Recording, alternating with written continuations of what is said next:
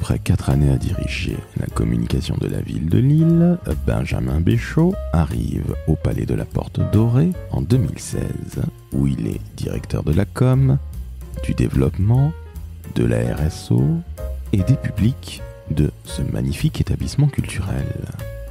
Nous abordons d'emblée la magnifique campagne de communication pour la réouverture du musée de l'immigration. Nous vous parlerons évidemment du magnifique aquarium où les jeunes viennent se bécoter, non pas sur les bancs publics, mais sur les bancs de ce très très beau musée.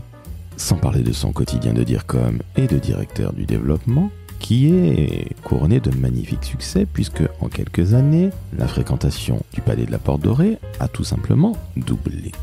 Et puis en dernier lieu, Benjamin vous parlera de son expérience à la ville de Lille avec Martine Aubry, et je le rappelle, il n'avait que 29 balais le bougre lorsqu'il a été nommé directeur de la communication de cette ville.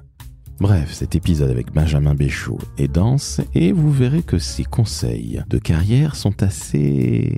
Oh, je n'en dis pas plus, tiens. Mais en tout cas, Benjamin était la première personne à me parler de cette magnifique valeur. Encore une fois, je n'en dis pas plus.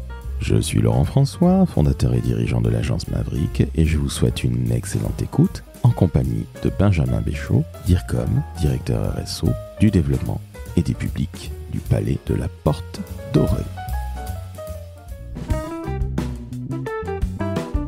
Le décodeur de la communication, un podcast de l'agence Maverick. Salut Benjamin. Salut. Comment ça va ? Très bien. Merci à toi de m'accueillir au Palais de la Porte Dorée, que nous avons visité avant. Alors je tiens à le dire, chers auditrices et auditeurs, si un jour vous êtes en région parisienne, ou si vous êtes encore mieux à Paris, allez visiter le Palais de la Porte Dorée, parce que vous aurez du 3 en 1. Donc il y a en premier lieu le musée de l'immigration, en second lieu le fameux aquarium, L'aquarium tropical. Et en troisième lieu, le monument lui-même. Et vous verrez, c'est absolument magnifique. Alors, quelle que soit votre couleur, quelle que soit votre confession, votre obédience, eh bien, écoutez, vous allez vous éclater. Et moi, j'ai visité ça au pas de course. Grâce à Benjamin, je retournerai en famille. Alors, je ne suis pas là pour faire la promotion de ce palais, mais très honnêtement, c'est absolument magnifique. Donc, je tiens à te remercier. Vraiment, c'est la première fois qu'on me fait visiter un musée et qu'on m'explique les choses aussi bien. Donc, je tiens à te le dire. Merci, Benjamin. Merci à toi. Ah ben, je t'en prie, c'est tout à fait normal. Et alors, Benjamin...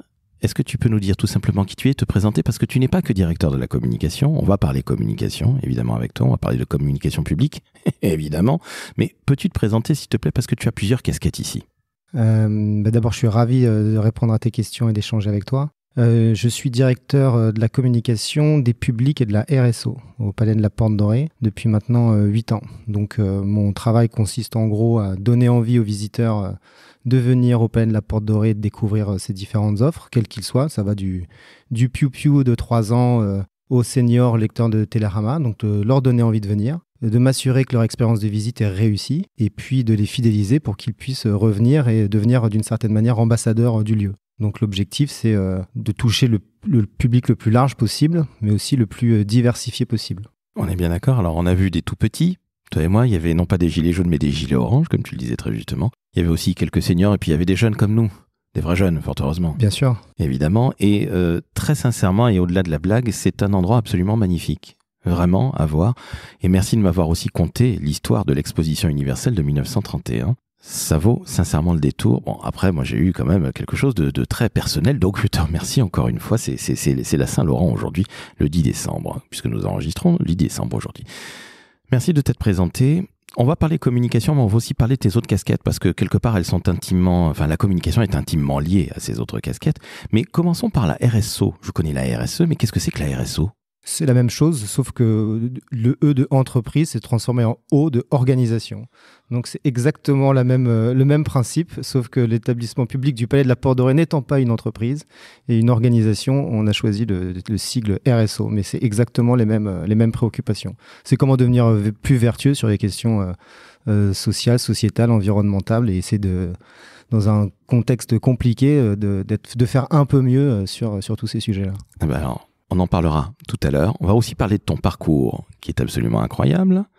L'Association nationale des communicants, communication publique. Ça, c'est juste pour les associations de professionnels. Et puis, il y a Lille.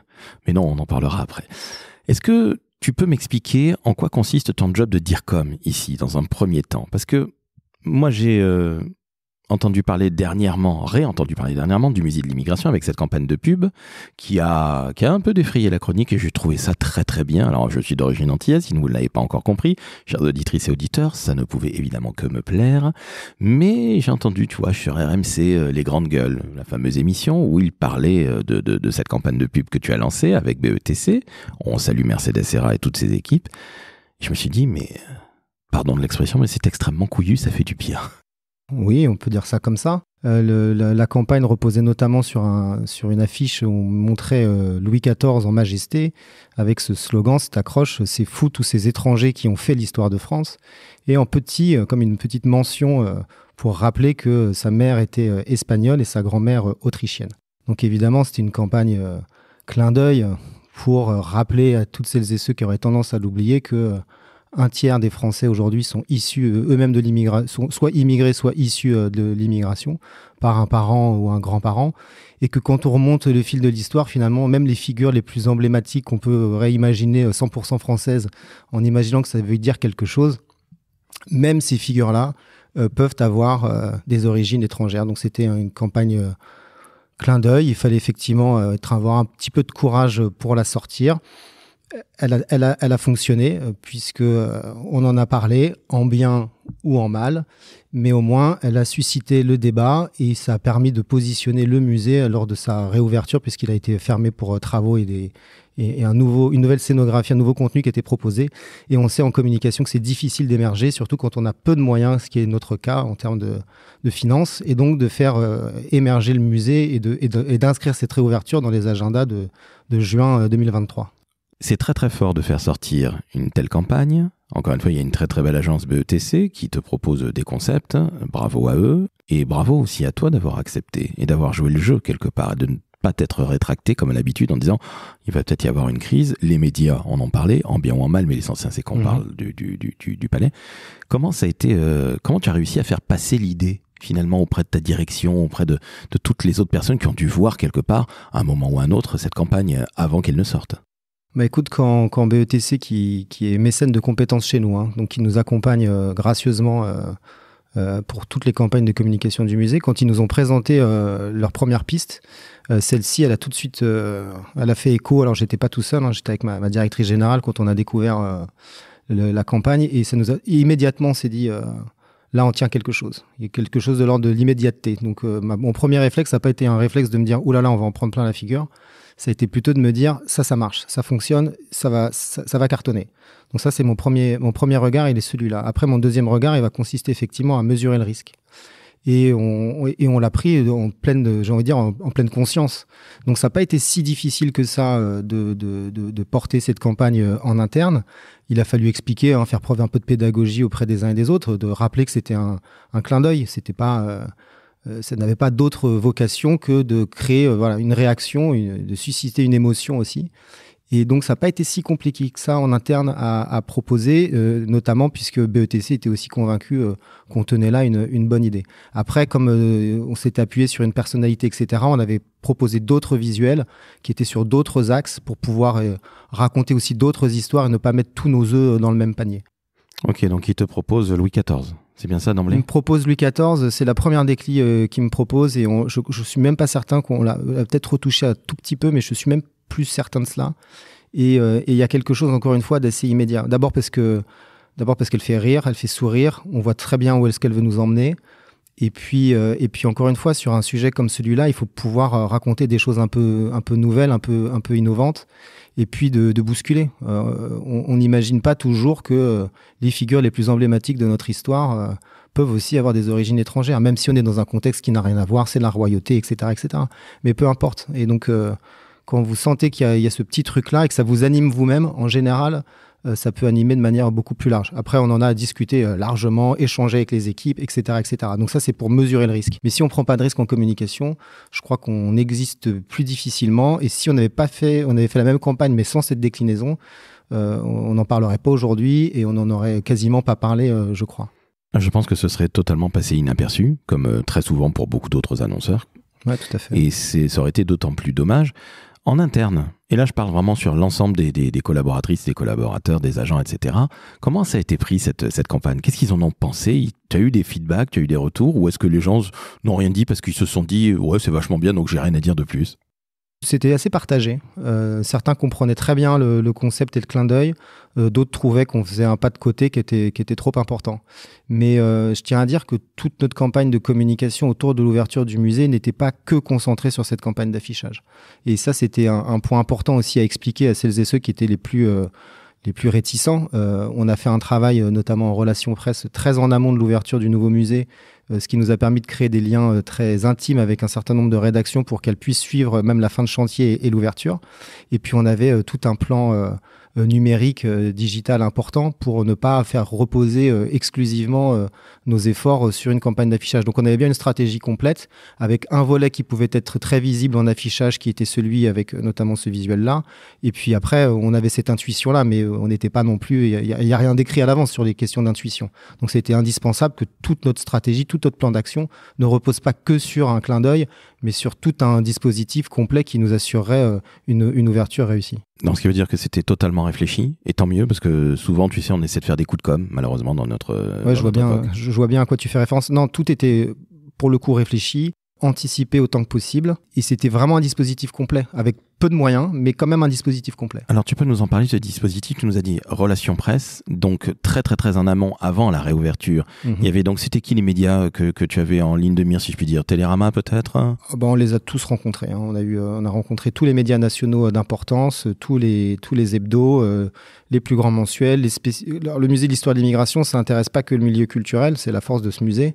Donc on avait aussi des entrées sociétales, politiques. Donc on a vraiment balayé absolument tous les médias du monde, à Libération, en passant par Le Figaro, Les Échos, Le Point, l'Obs. Enfin, on les a tous faits. Donc, on a passé pas mal de déjeuners à présenter nos enjeux et qu'est-ce qu'on avait envie de raconter à travers ce musée. Ce qui fait que quand le musée a ouvert, on a eu beaucoup de papiers qui étaient des vrais papiers de fond sur le sujet. Et puis, on avait une autre idée qui était plutôt originale, c'est qu'on avait demandé, on a publié un sondage sur le rapport des Français à l'immigration.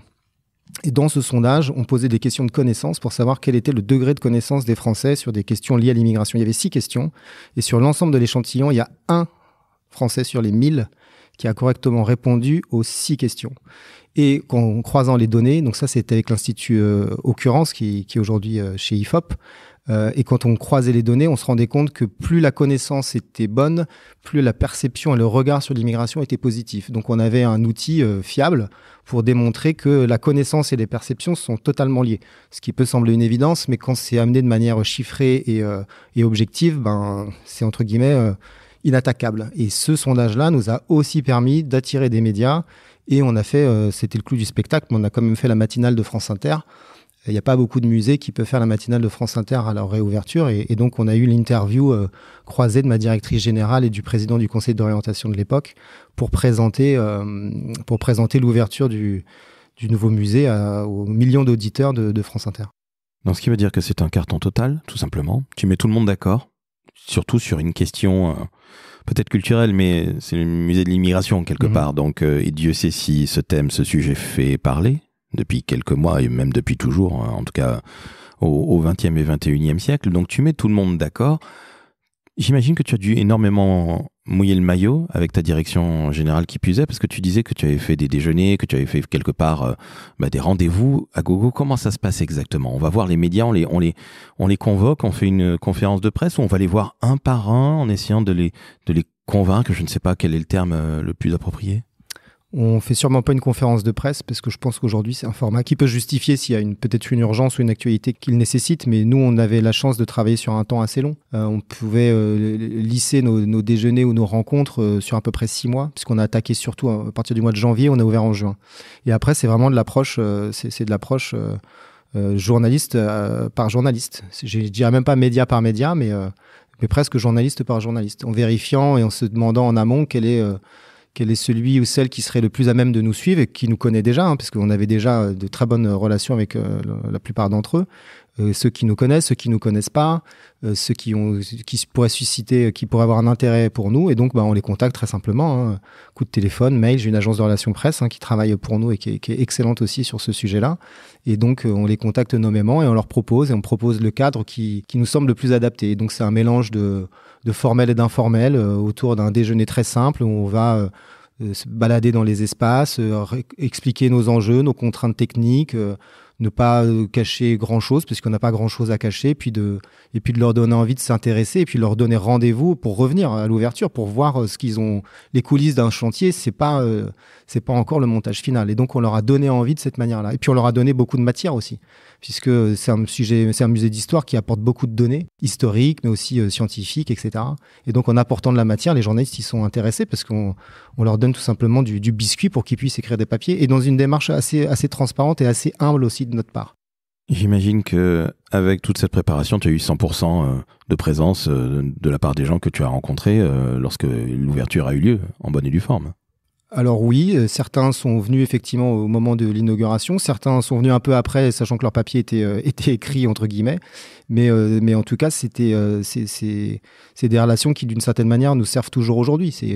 Avec les journalistes, on sait très bien qu'il faut avoir une relation de confiance, leur expliquer notre démarche. On a aussi nos propres limites, on peut même avoir des défauts, c'est comme ça. Ils peuvent tout à fait l'entendre et ils sont curieux de ça aussi. Et si on est dans cette démarche-là, qu'on fait les choses suffisamment en amont et qu'on cherche pas à leur raconter d'histoires qui ne les intéresseraient pas, en général, pour moi, ils sont plutôt preneurs. Donc oui, on a eu beaucoup de retours très positifs quand ils sont revenus. Et puis, c'est encore des journalistes qui maintenant on peut solliciter quand on a une nouvelle exposition, par exemple. Ils nous connaissent, ils savent ça ne veut pas dire qu'ils vont faire un papier forcément. Mais en tout cas, ils ont été très sensibilisés au sujet. Donc tu tissais de vraies relations. Le mot relation dans relation presse prend vraiment tout son sens, on est d'accord? Oui. Bon, ça, il faut que les plus jeunes qui nous écoutent comprennent bien que faire des relations presse, c'est pas envoyer un communiqué de presse ou un dossier de presse comme on enverrait un emailing de prospection et puis attendre que éventuellement on vous réponde ou qu'il y ait un appel. C'est quelque chose qui se tisse dans la confiance et donc plus ou moins au long terme. Au long terme, le communiqué de presse, le dossier de presse, c'est utile pour donner les informations les plus classiques, les plus basiques. Mais c'est qu'un des éléments. En tout cas, ça fait pas une stratégie. C'est un outil parmi d'autres. Et évidemment, le but du jeu, quand on en a les moyens, c'est de créer quelque chose le plus personnel possible. Quand je dis personnel, c'est pas de se raconter ses vacances, mais d'avoir vraiment compris quel était l'intérêt du journaliste sur telle ou telle question. Parce que l'histoire de l'immigration, ça peut se raconter de plein de manières différentes. Donc si vous êtes face à quelqu'un qui est passionné par une période plutôt qu'une autre, ou qui est très intéressé par le prisme culturel, ou au contraire par le prisme économique, ou un prisme sociétal, etc., ou le prisme de l'art contemporain, puisqu'on a plein d'art contemporain dans le musée, il y a plein de manières de raconter cette histoire de l'immigration. Donc il faut faire du cas par cas, si je puis dire. Quelque part, dans toute la narration de la marque, c'est absolument génial, parce que justement, tu viens de le dire, on peut parler d'art, on peut parler d'économie, on peut parler d'histoire, tout simplement. Ça doit être absolument sensationnel et peut-être un petit peu difficile, parce que par quel bout prendre la marque, si je puis dire? Je préfère avoir une marque où je me pose cette question-là plutôt que d'avoir une marque qui serait entre guillemets trop pauvre et qui me nourrirait pas moi-même d'ailleurs dans mon métier. Si je prends le Palais de la Porte Dorée en sortant un peu de la question du musée, le Palais de la Porte Dorée, je peux le prendre sur le prisme de notre rapport au vivant, puisque l'aquarium tropical aujourd'hui, il est engagé sur les questions de biodiversité, de la protection de la biodiversité. Je peux le prendre sur notre rapport à l'histoire, puisque c'est l'ancien palais des colonies et l'exposition coloniale internationale de 1931 dont tu faisais référence tout à l'heure. Et c'est les questions en lien avec notre identité, puisque ça veut dire quoi être français aujourd'hui, et c'est ce que vient raconter le musée d'histoire de l'immigration. Donc tu vois, j'ai déjà 3 entités d'une certaine manière avec lesquelles je peux jouer, avec des gros guillemets. Et puis à l'intérieur de chacune, il y a plein d'histoires différentes que je peux faire vivre. Alors oui, ça peut poser la question de si je ne devais garder qu'un seul exemple ou qu'une seule image, etc. Mais moi, d'une certaine manière, je prends le problème dans l'autre sens. Je me dis, j'ai plein d'histoires à raconter, j'ai plein d'angles possibles, et à moi, avec mes équipes, avec mes prestataires, d'inventer les récits et les dispositifs qui vont pouvoir donner plus de notoriété, plus d'intérêt pour cet établissement assez unique en son genre.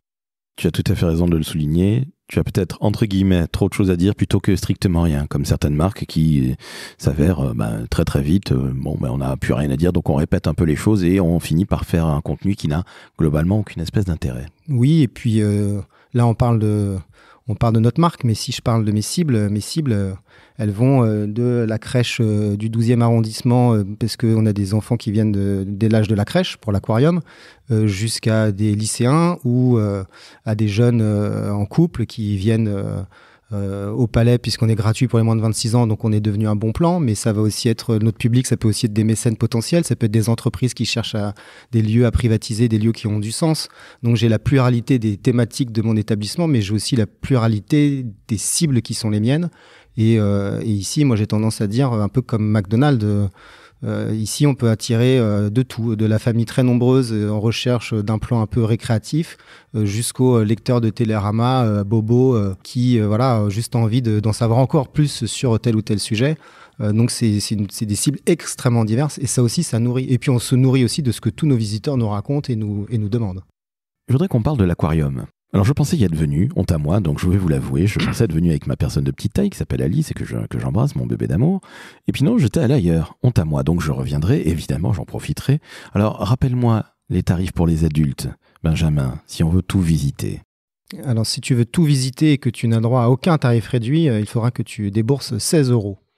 Mon Dieu, la vie dure. Si tu as moins de 26 ans, tu débourseras 0 €, donc tout est absolument gratuit. Et si tu choisis de ne voir que le musée ou que l'aquarium, tu paieras 12 €. Donc, vous avez bien compris, en payant 16 €, chers adultes qui n'avaient droit à rien comme moi, eh bien, vous verrez, vous passerez une après-midi ou même une journée absolument sensationnelle parce qu'il y en a vraiment pour tous les âges. Tu l'as dit, de la crèche jusqu'aux seniors, en passant par les bobos, les moins bobos, peu importe. Donc, c'est ouvert à tout le monde et c'est quelque part aussi ça la maison de la France. Mais l'aquarium, on y est passé. Il y avait plein de petits, des enfants, c'était absolument génial. L'aquarium est magnifique. Est-ce que tu peux nous expliquer ce qui fait la spécificité? Alors, je te racontais ma vie passionnante. Cet été, je suis allé à Berlin.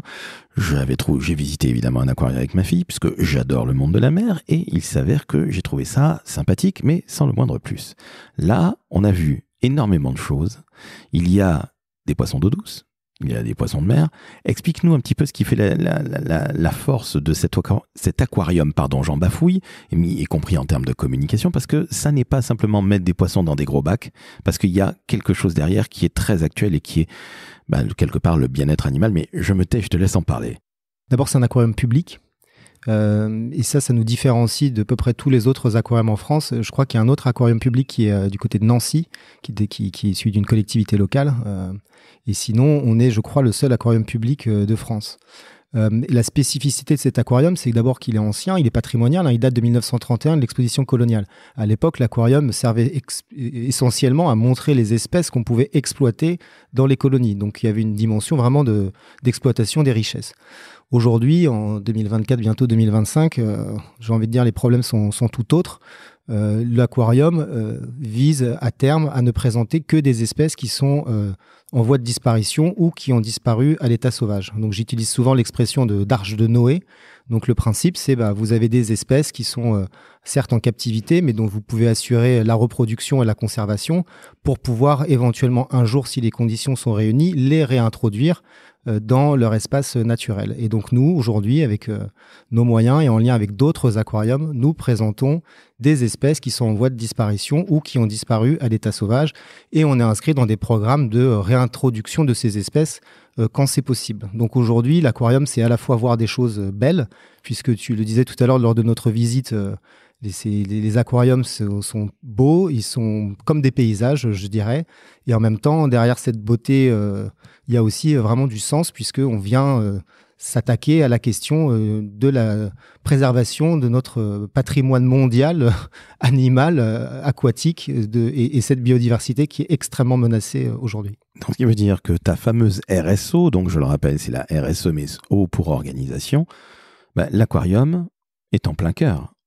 L'aquarium est en plein cœur de la RSO, les autres entités bien sûr aussi, mais l'aquarium évidemment est au cœur de notre responsabilité sociétale et environnementale. Et puis, on a aussi une exposition actuellement, on n'a pas eu le temps de la voir tout à l'heure, mais il y a tellement de choses à voir au Palais de la Porte Dorée. C'est une exposition qui s'appelle « Il faut sauver le Djobamena ». Et c'est l'exposition d'un poisson endémique de Madagascar qu'on pensait avoir disparu. Et une expédition scientifique a réussi à retrouver quelques spécimens de Djobamena à Madagascar, dans la rivière Amboaboa. Et aujourd'hui, il y a des centaines de Jobamena dans plusieurs aquariums en Europe, puisqu'on a pu sauver, entre guillemets, cette espèce en collectant quelques spécimens, en les amenant dans des aquariums, en assurant leur reproduction, etc. Donc ça, c'est une action hyper concrète et d'aujourd'hui. Et notre directeur de l'aquarium était il y a peu de nouveau sur le terrain, puisqu'on est en train de travailler à réintroduire le Jobamena, certains sont sur place et d'autres sont chez nous, les réintroduire pour pouvoir repeupler correctement, entre guillemets, cette rivière. Donc tu vois, c'est des actions on ne peut plus concrètes pour la préservation de notre biodiversité. Qu'est-ce qui est fait en termes de RSE, ou de RSE en l'occurrence chez toi? Il y a beaucoup de choses qui sont faites. La première qui a déjà été conduite avec succès, c'est la question du chauffage et comment est-ce qu'on assure une bonne qualité de l'air dans un monument qui a près de 100 ans et qui n'a pas forcément été pensé au départ avec les problématiques d'aujourd'hui. Donc on a eu des très gros travaux qui ont été financés par France Relance il y a maintenant pendant le Covid, ça tombait d'une certaine manière bien. Et donc aujourd'hui, notre empreinte énergétique sur la question du chauffage ou du renouvellement de notre air est très bon. Donc on a amélioré notre empreinte énergétique, notre consommation de manière très importante ces dernières années. Donc ça, c'était un gros volet. Il y a un deuxième volet qui est souvent plus connu des visiteurs, qui est le réemploi. Aujourd'hui, dans une scénographie de musée, donc nous on fait 2 expositions par an au musée de l'histoire de l'immigration. Il y a la question de réemployer les différentes cimaises pour ne pas tout béner une fois que l'exposition est terminée. Donc aujourd'hui, on est sur des taux de réemploi entre 60 et 70% de réemploi. Donc c'est pas rien. Et puis sur le volet RSO, on oublie souvent la dimension sociale, puisque la RSO c'est pas que la question environnementale, c'est aussi la question de l'inclusion, de l'ouverture au public, aux personnes éloignées ou aux personnes en situation de handicap, etc. Et là, on a une batterie d'actions que je pourrais pas te résumer comme ça tellement il y en a, mais il y a une attention quotidienne à toucher ces publics-là, s'assurer que leur visite est une réussite et encore une fois leur donner envie de revenir. Je te donne un dernier exemple qu'on est en train de travailler. On organise des débats gratuits tous les mercredis qu'on appelle les mercredis de la Porte Dorée. C'est soit des débats, des rencontres littéraires, du cinéma. Et là, on est en train de regarder très concrètement pour pouvoir avoir du langage en langue des signes lors des débats. Alors, on va regarder comment est-ce qu'on peut organiser ça. Et puis, c'est bien sympathique d'avoir quelqu'un qui fait la langue des signes, mais s'il le fait que pour des personnes qui n'ont pas de difficulté à entendre, c'est pas très utile. Donc, on va aussi développer notre public, en tout cas, inviter des personnes malentendantes à pouvoir venir chez nous, puisque chez nous, elles auront, j'espère, très prochainement, la possibilité de participer à des débats d'actualité en lien avec nos sujets et comme n'importe qui entend parfaitement de ses 2 oreilles. Eh bien, vous venez d'entendre l'exception culturelle de la France. J'en suis ravi. Sincèrement, je suis très, très, très heureux de ça. Tu vois, je ne le savais pas, tu ne me l'avais pas dit quand on a visité. Mais comprenez, allez vivre dans un autre pays pendant quelques mois. Moi, j'ai vécu en Angleterre. C'est pas un pays du tiers-monde, on est bien d'accord. Quand je suis revenu, je me suis dit que la France était le plus beau pays du monde. Alors c'est vrai, tout n'est pas parfait, et l'Angleterre c'est un magnifique pays, bien évidemment.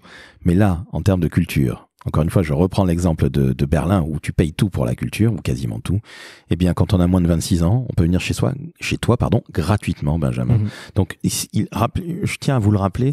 Et puis allez-y, si vous êtes en région parisienne ou si vous êtes à Paris, allez au Palais de la Porte Dorée, c'est gratuit pour les moins de 26 ans et vous passerez une journée absolument sensationnelle.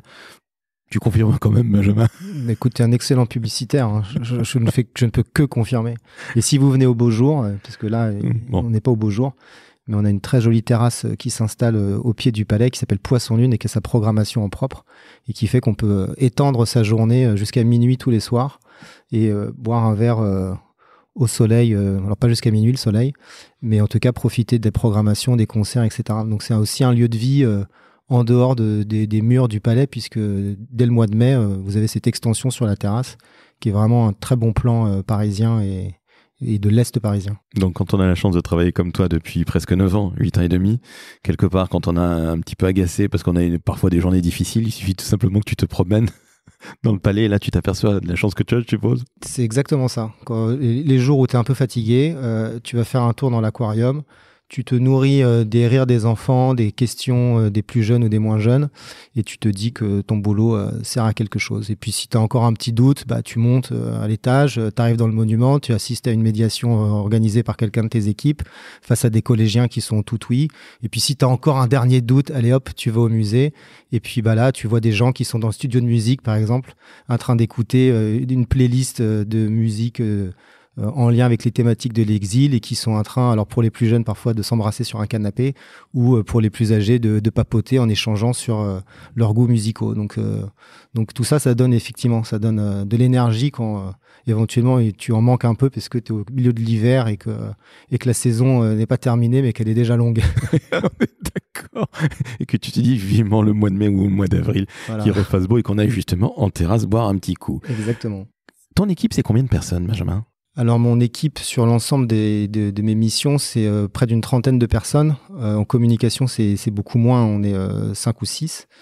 Mais le gros de mes effectifs, c'est dans ce qu'on appelle le service des publics, ou qui justement, c'est toutes celles et ceux qui sont au contact des visiteurs, à l'accueil, à la billetterie, au vestiaire, tous les guides conférenciers, et puis aussi toutes celles et ceux qui sont davantage sur les opérations de marketing, parce que chez nous, le marketing, souvent dans les mondes des musées, c'est pas rattaché à la com, mais c'est rattaché au service des publics, peu importe. Et puis on a aussi pas mal de prestataires qui nous accompagnent, puisque il faut du monde pour faire vivre un établissement comme celui-ci, et puis accueillir correctement nos plus de 600 000 visiteurs maintenant par an. Alors justement, tu fais un magnifique pont entre les deux, puisqu'on vient de parler de communication, et je te remercie d'avoir été aussi transparent et de nous avoir raconté cette magnifique histoire. Alors il y a aussi toute l'histoire des publics pour toi.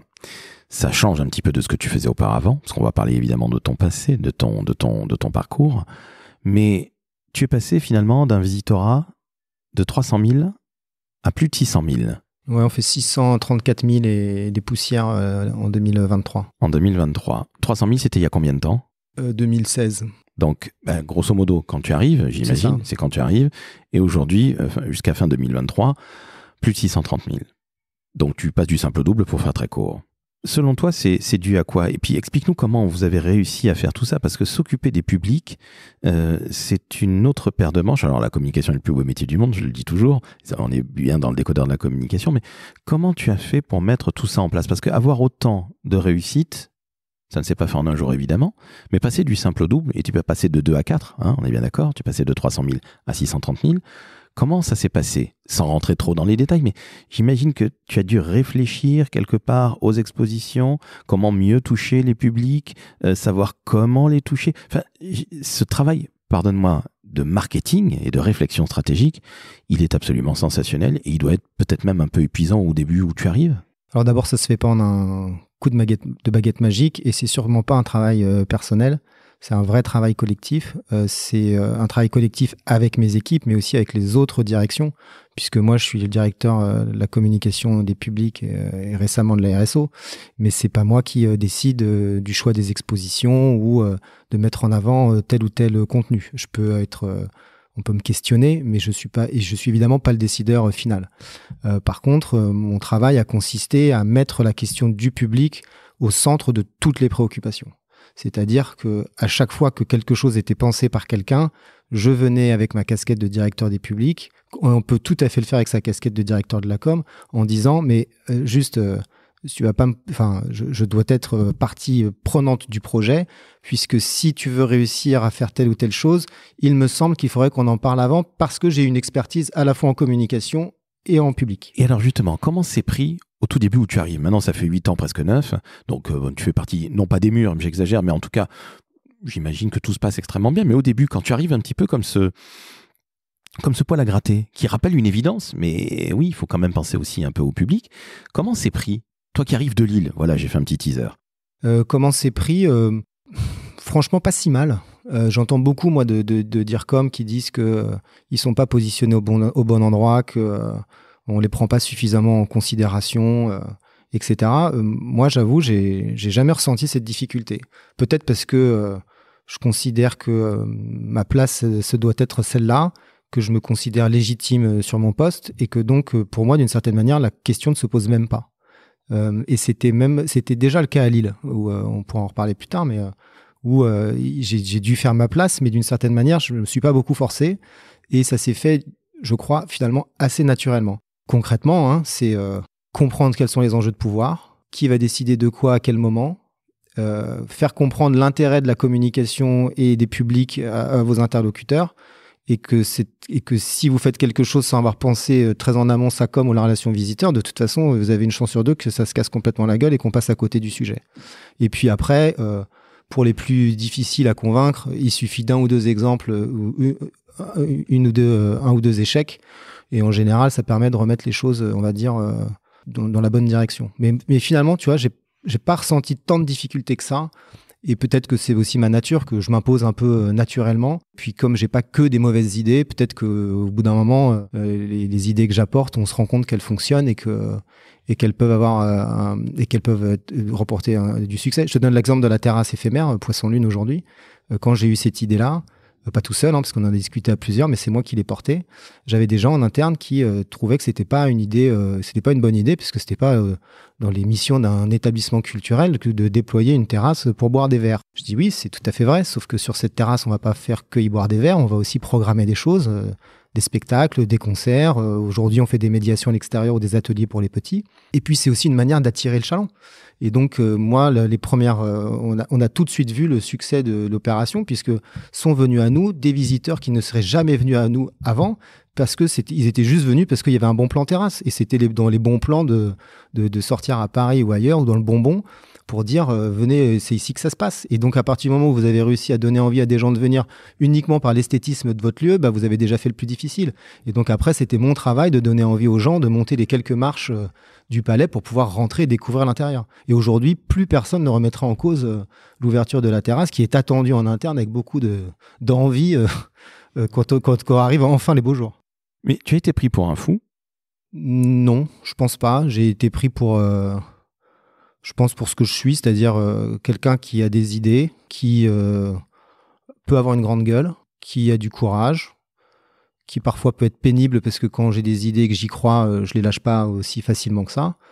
Et puis voilà, mais comme un fou, non, je pense pas. Non. D'accord, donc c'était quand même une sacrée révolution pour tes collègues. Alors, peut-être pas révolution, le terme est un peu fort, mais encore une fois, je trouve que, allez, je vais employer un mot débile de la communication, c'est très disruptif. Je suis désolé, hein, pour chers auditrices, auditeurs, j'ai horreur de ce mot-là, mais c'est quand même très très fort.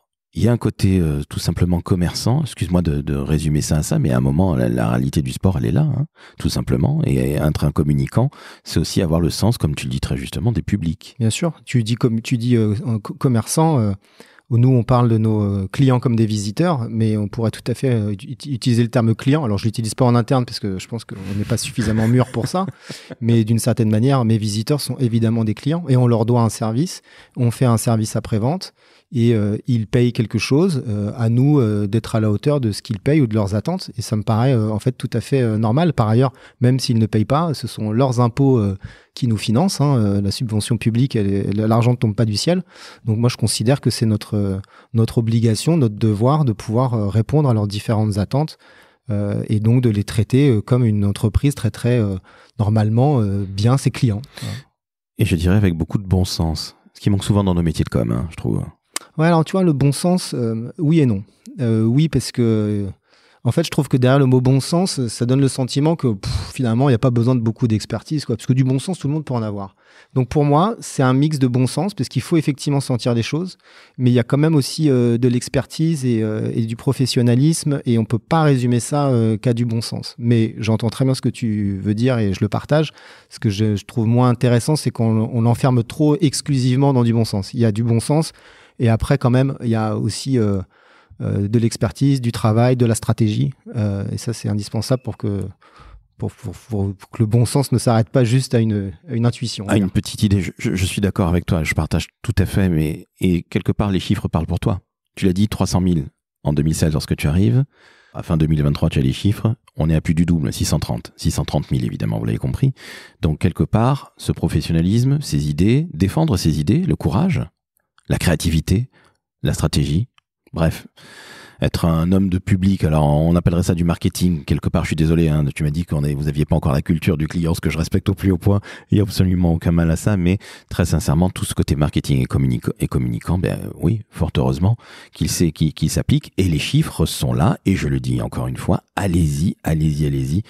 Vous ne perdrez pas votre temps et c'est un musée, pardon. Le palais de la Porte Dorée est absolument sensationnel. Donc, il y en a pour tous les âges, pour tous les goûts. Donc, allez-y. Hein, et puis, quand il fera beau, ce sera encore mieux. On va parler de ton parcours maintenant. Je l'ai dit en teaser de quelques secondes. Tu étais auparavant directeur de la communication de la ville de Lille. Tu as travaillé au SIG, service d'information du gouvernement. Qu'est-ce que tu gardes de ce parcours, alors qui est toujours public aujourd'hui encore une fois, hein, mais ce parcours par exemple en collectivité, et pas n'importe quelle ville, parce que Lille ce n'est pas un bled, vous l'avez bien compris, c'est une très grande ville, qui était la capitale de l'Europe en 2004, pardon, si 2004, 2004, ouais. Il y a 20 ans, pardon. Qu'est-ce que tu gardes de ce passage, parce que ça a duré 4 ans, qu'est-ce que tu en gardes?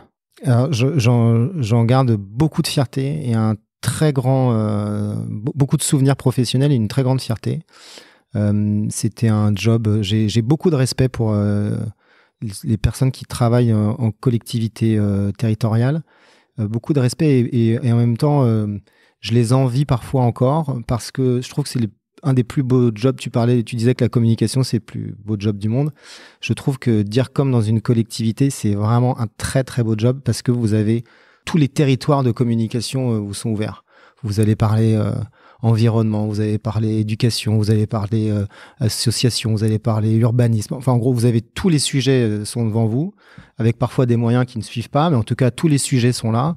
Et c'est des sujets qui sont vécus très en proximité avec votre cible. Donc, c'est absolument passionnant. C'est vraiment des postes passionnants.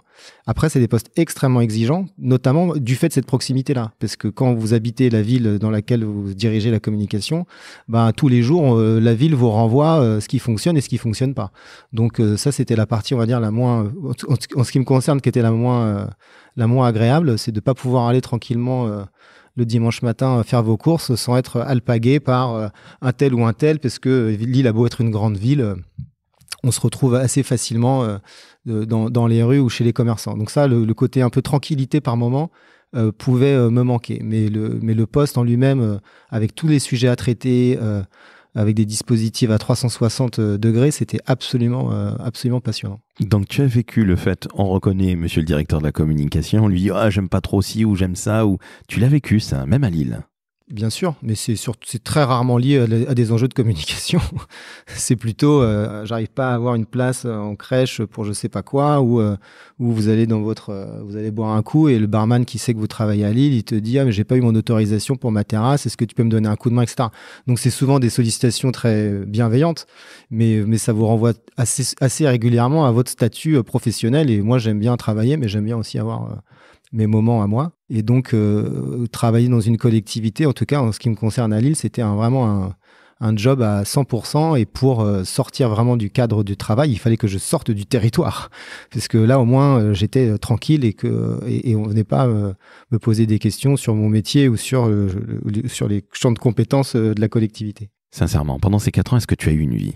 J'ai eu une vie, mais elle était un peu mise entre parenthèses. En tout cas, j'ai une vie professionnelle très intense et une vie personnelle un peu plus entre parenthèses. Mais j'ai toujours réussi à faire des choses et à continuer à m'épanouir d'un point de vue personnel.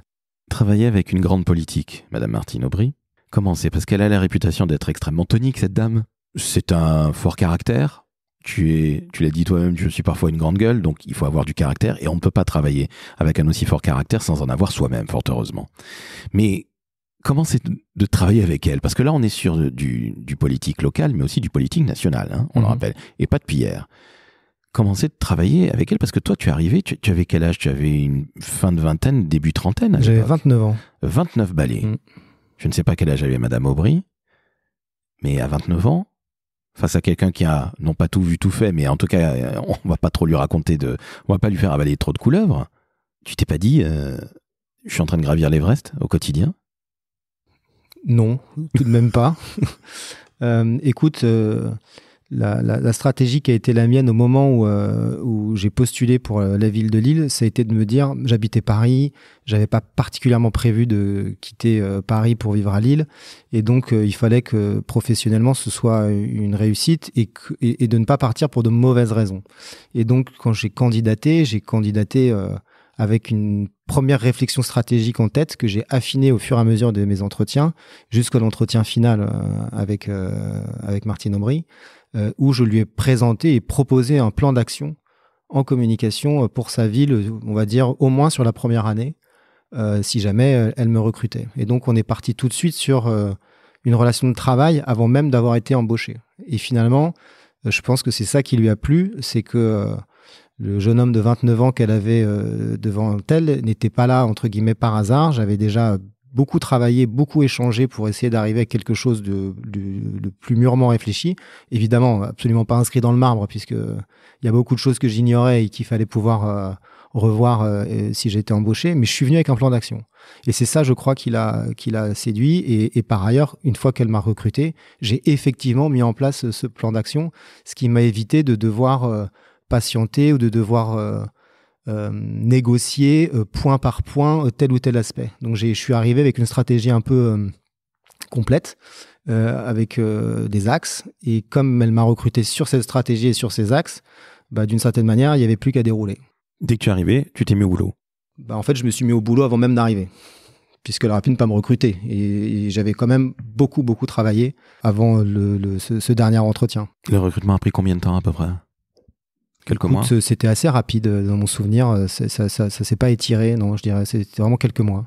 Donc, ce qui veut dire que tu as énormément travaillé, tu as énormément préparé. Et quand tu la vois lors du dernier entretien, qui est l'entretien final, c'est une réunion de travail, comme tu le dis très justement. Et finalement, lorsque tu es enfin embauché, et ça va durer 4 ans, tu t'y mets de suite. C'est ça. Voilà, il n'y a plus qu'à. Il n'y a plus qu'à et on s'y met. Et justement, face à une telle personnalité, est-ce que tu étais obligé de lui référer de tout ? Ou est-ce que finalement tu ne voyais que le stratégique avec elle et qu'elle te faisait confiance au fil du temps, parce que la confiance se gagne évidemment de jour en jour ?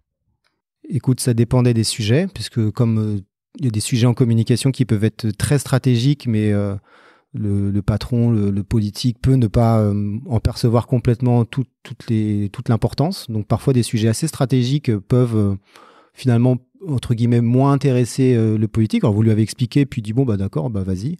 Bon, vous pouvez considérer que c'est très stratégique, mais finalement, lui, moins, donc il va vous laisser davantage de liberté. À l'inverse, des sujets qui peuvent être que vous pouvez considérer comme très micro, peuvent avoir beaucoup plus d'importance que vous ne l'aviez imaginé. Donc, il faut savoir jouer entre ces niveaux-là. Et après, moi, j'avais mis en place un fonctionnement où une fois que j'avais fait valider les très grands principes, après, je considérais que j'avais fait le boulot et puis qu'il n'y avait plus qu'à décliner, etc. Mais je lui représentais pas la dernière copie de je sais pas quoi, puisque je considérais que c'était pas, entre guillemets, de son niveau, qu'elle avait bien d'autres choses, avait bien d'autres chats à fouetter. Et donc souvent, je me contentais c'était des plans d'action assez précis. Si on était sur de la créa visuelle, j'allais lui présenter des principes, des esquisses, et si elle topait sur telle ou telle accroche, tel ou tel slogan, etc. Et après, on y allait, et le BAT final, je pouvais tout à fait le donner de mon propre chef, puisque j'avais suivi la stratégie qu'elle avait validée. Et en parlant justement de BAT final, le fameux logo de Lille, que je trouve absolument magnifique, avec les bâtons, ville de Lille, qui était auparavant, on va dire un petit peu plus classique, si je puis dire. Voilà, j'en dirai pas plus, mais c'est à toi qu'on doit ce logo, qui est le logo actuel de la ville de Lille. Écoute, ça faisait partie de mon plan stratégique. J'avais identifié que l'identité visuelle de la ville était, comme tu l'as dit, dépassée.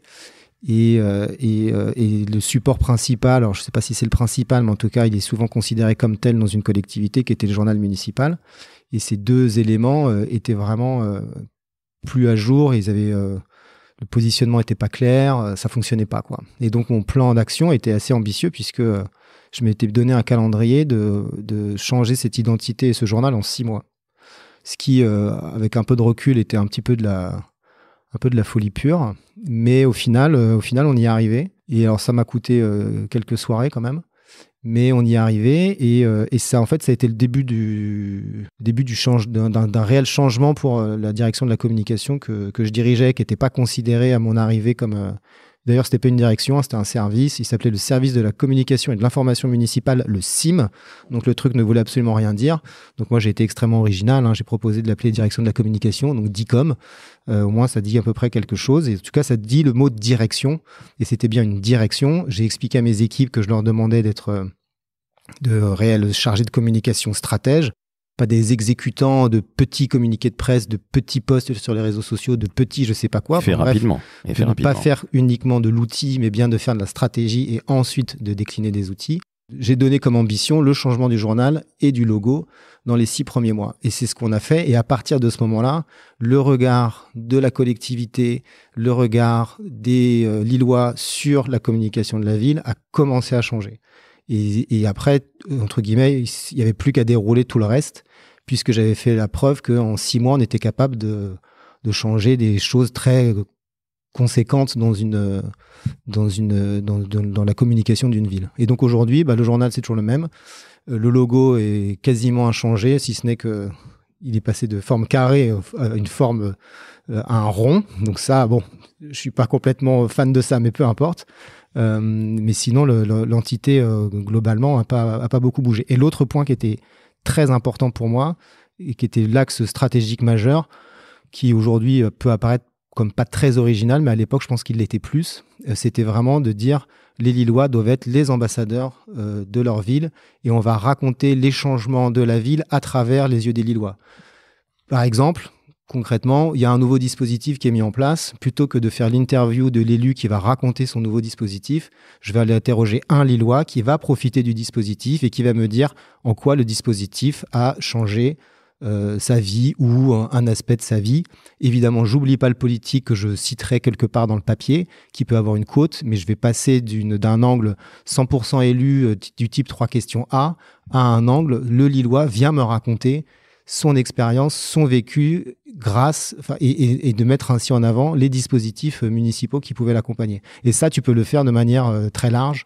Et ça, c'était ça le vrai changement de positionnement de la communication de la ville. Faire des Lillois des ambassadeurs de l'action municipale. Benjamin, on arrive à la fin de notre entretien. J'ai 2 dernières questions pour toi. La première, quel conseil tu donnes à un jeune ou à un moins jeune qui veut se lancer dans les métiers de la communication ? Écoute, je donnerai un conseil qui est peut-être pas le plus glamour, mais c'est tout simplement de travailler. Je crois que la communication, ça peut être de l'intuition, on en parlait tout à l'heure, ça peut être du bon sens, mais c'est aussi de l'analyse, comprendre les enjeux, mesurer les risques, décliner les stratégies, etc. Et donc, faut pas avoir peur de travailler, faut être très curieux de son environnement, bien comprendre pour qui on travaille, comment fonctionne l'entreprise, l'administration dans laquelle on est, comprendre où sont les enjeux de pouvoir pour bien faire son travail. Mais il faut travailler, et vraiment, vraiment travailler. Et je suis frappé par les jeunes générations à qui je peux donner des cours. Je sens à la fois leur enthousiasme, mais je leur rappelle aussi que l'enthousiasme, c'est bien, mais bosser, c'est indispensable. Il faut parfois prendre un peu de temps avant d'aller dans telle ou telle direction. Et voilà, je crois que le seul conseil que je donnerais, c'est de travailler et de bien travailler. Ça veut dire pas travailler tout seul, travailler avec les autres et d'être stratège. Pour moi, un bon communicant, c'est un bosseur stratège. Eh ben, tu sais que tu es la première personne à me dire qu'il faut travailler. Alors évidemment, tous les DIRCOM que j'ai eus dans le décodeur et tous les communicants que j'ai eus d'une manière générale, publics ou privés, peu importe, mais ils travaillent tous. Il y a personne qui se tourne les pouces, bien évidemment, mais tu es la première personne à dire travailler, travailler, travailler. Aller vite, c'est une chose. Je pense que tu nous l'as prouvé dans ton parcours, tu es allé vite, mais tu n'as pas confondu vitesse avec précipitation. Et ça, c'est fondamental. Il faut réfléchir avant d'agir.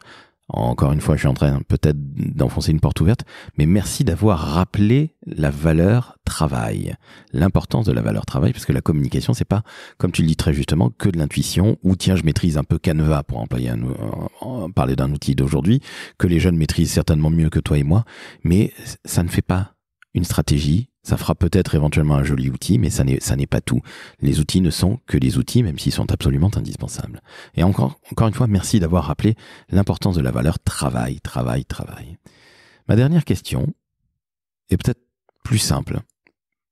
Quoique, qu'est-ce que tu kiffes le plus dans ton métier ? plusieurs. Il en faut qu'une. Ah non, tu me dis Je peux en donner plusieurs. C'est un QCM. Il y a beaucoup de choses que je kiffe dans mon métier. Je kiffe travailler en équipe et je kiffe mes équipes d'aujourd'hui. J'ai la chance d'avoir vraiment des collaborateurs et des collaboratrices qui sont engagés, qui sont intelligents et qui me donnent de l'inspiration et de l'énergie. Donc mon équipe, elle est aujourd'hui, elle est indispensable au bon fonctionnement de ma direction et vraiment, je les kiffe. Ensuite, je kiffe toujours le Palais de la Porte Dorée. Ça fera 9 ans en juin. Donc ça veut dire que ça fait 8 ans et demi, mais je kiffe toujours le Palais de la Porte Dorée qui me surprend encore par sa capacité à me surprendre moi-même. Et enfin, je kiffe de voir les visiteurs, les gamins, les plus âgés. Là, tout à l'heure, tu vois, j'étais en train de déjeuner à la cafétéria du Palais et il y a une dame, je lui demande si je peux m'installer à côté d'elle. Elle était toute seule, elle me dit j'attends mon mari. Je dis bon, il s'est perdu dans le musée. Elle me dit non, mais ici, chacun fait son truc. Alors moi, je suis à l'aquarium, lui, il était au musée et puis on se retrouve après. Je dis oui, heureusement, il y a la cafétéria pour quand même partager quelque chose. Elle me dit oui, vous inquiétez pas, on va tous raconter. Voilà, ça me fait ma journée de savoir qu'il y a des gens qui sont juste heureux de passer un moment dans un lieu culturel. Voilà, les trois petites raisons de kiff personnel qui me donnent encore la banane. Écoute, ce sont 3 belles raisons et non pas petites raisons, bien au contraire. Ce sont 3 très très belles raisons. Écoute, je te remercie. Je te remercie doublement déjà pour l'intérêt de l'interview. Parce que tu es la 2e personne à parler du milieu culturel, si je puis mettre tout ça dans un grand tiroir. Et je crois aujourd'hui que ton expérience de la communication publique et de la communication tout court est extrêmement intéressante. Et puis ça peut aussi donner de l'ambition à nos jeunes qui nous écoutent. Tu as été dire comme d'une très grande ville, Lille a 29 balais, 29 ans. Certes des sacrifices à titre personnel, mais quelle expérience sensationnelle. Et à la limite, je comprendrais parfaitement. Et j'aurais fait exactement comme toi si j'avais pu. Donc je le comprends très bien. Et je le rappelle aux jeunes, si vous avez une opportunité comme ça, saisissez-la. Bien sûr. Vous ne vous posez pas 3 fois la question, vous ne posez même pas de question. Vous y allez, let's go. Et vous savez que vous allez, entre guillemets, en chier. Mais bon, c'est la vie. Et puis, c'est ça, la vie n'est pas faite que de trucs où on va boire des coups en terrasse. Fort heureusement. Puis on peut en chier un peu et puis boire des coups en terrasse après. En te remerciant. J'espérais que tu ailles dans mon sens. Je te remercie, Benjamin. Mais en tout cas, merci encore. Et puis merci pour cette visite. Je reviendrai évidemment avec les femmes de ma vie, avec ma naine et avec ma compagne Isabelle que j'embrasse et que je salue. Et puis, chères auditrices, chers auditeurs, vous avez entendu, une épée, comme je dis à chaque fois, un homme formidable, qui est allé vite, sans confondre vitesse et précipitation, qui apprécie les gens, qui apprécie les publics, qui apprécie les usagers à Lille. Donc comprenez que la communication, c'est un métier où normalement on aime les gens, mais pas que. Il faut aussi faire de la stratégie, pas que des outils, pas des affiches rapidement faites. Pour hier, excuse-moi. Pour hier, toujours. Toujours pour hier, suis-je bête, mon Dieu, la fatigue. Ou une vidéo. Donc là, quand on entend un homme comme ça, comme Benjamin Béchaud, on met 5 étoiles sur Apple, 5 étoiles sur Spotify, on s'abonne évidemment au Décodeur de la communication, le seul et unique podcast sur la communication. Tu remarqueras ma modestie totale, Benjamin. Totale.